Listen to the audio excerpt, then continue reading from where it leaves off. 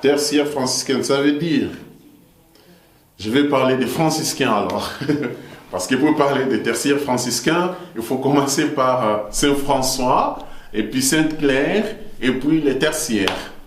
Alors, il y a à Assise un jeune homme qui s'appelait François, qui avait été appelé par Dieu. Tout le monde connaît bien son histoire, c'est une histoire fascinante, qui touche beaucoup.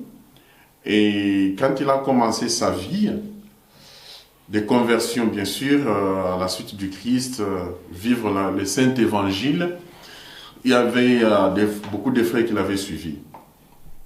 Et parmi les gens qui l'avaient suivi, il y avait aussi une dame qui s'appelait Claire, une fille accordée en mariage à un prince, mais que le Seigneur avait touché son cœur par la prédication de François et sa vie de François d'Assise. Il y a la photo là, c'est bien, peut-être que tu pourras prendre la photo. Et après, il y a eu aussi les mariés qui ont voulu suivre aussi Saint François. Et c'est le troisième ordre, les séculiers. Donc c'est le troisième ordre.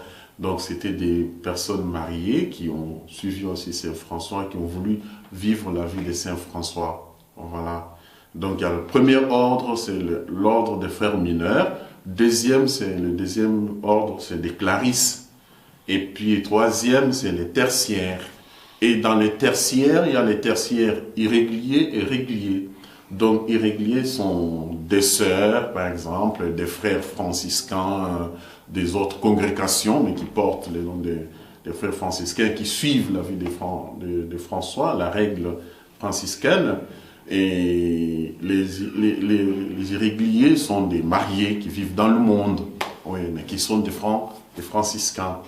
Et qui, après leurs vœux aussi, leurs promesses, bon, ils mettent aussi l'habit, mais ils n'ont pas de capuchon.